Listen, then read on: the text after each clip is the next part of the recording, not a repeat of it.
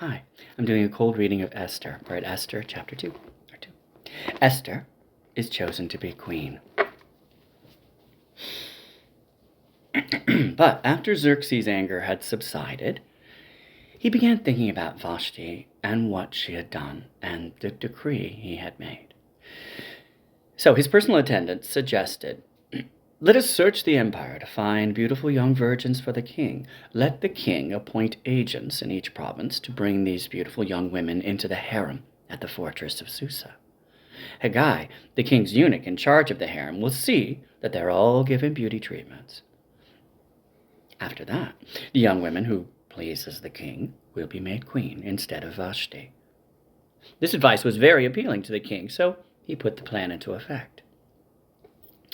At that time, there was a Jewish man in the fortress of Susa whose name was Mordecai, son of Jair. He was from the tribe of Benjamin and was a descendant of Kish and Shimei.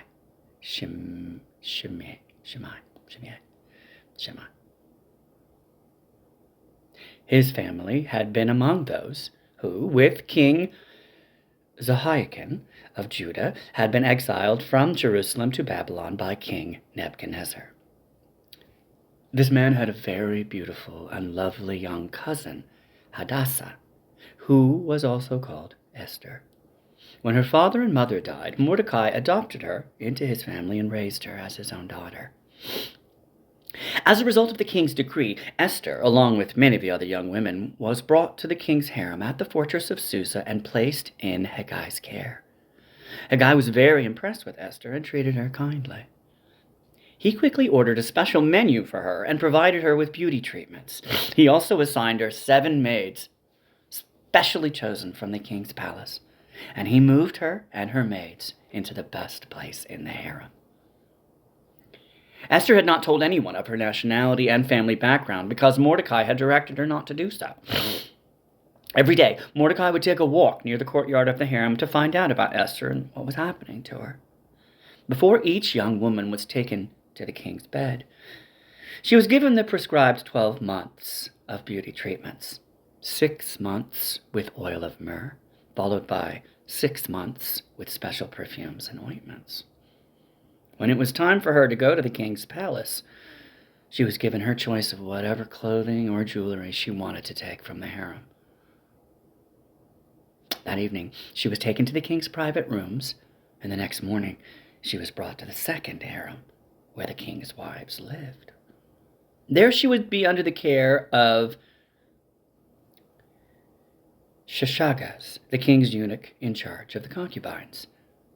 She would never go to the king again unless he had especially enjoyed her and requested her by name. Esther was the daughter of Abihail, who was Mordecai's uncle. Mordecai had adopted his younger cousin, Esther. When it was Esther's turn to go to the king, she accepted the advice of Haggai, the eunuch in charge of the harem. She asked for nothing except what he suggested, and she was admired by everyone who saw her.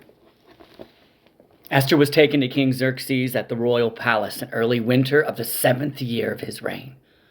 And the king loved Esther more than any of the other young women.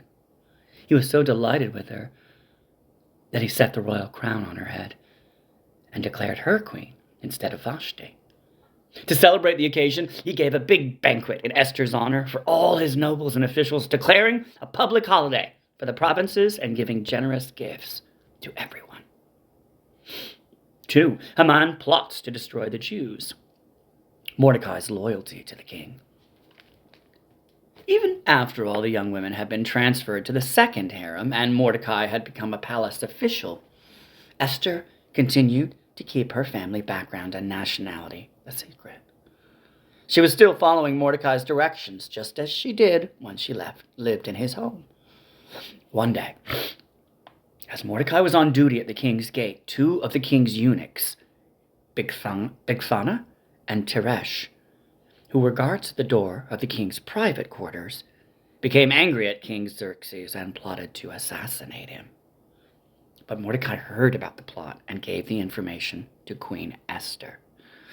She then told the king about it and gave Mordecai credit for the report. When an investigation was made and Mordecai's story was found to be true, the two men were impaled on a sharpened pole. This was all recorded in the book of the history of King Xerxes' reign. And that's the end of chapter 2, Esther 2. So we're going to stop there. Thank you very much for joining me, and God bless your day. Hope you're enjoying the reading so far.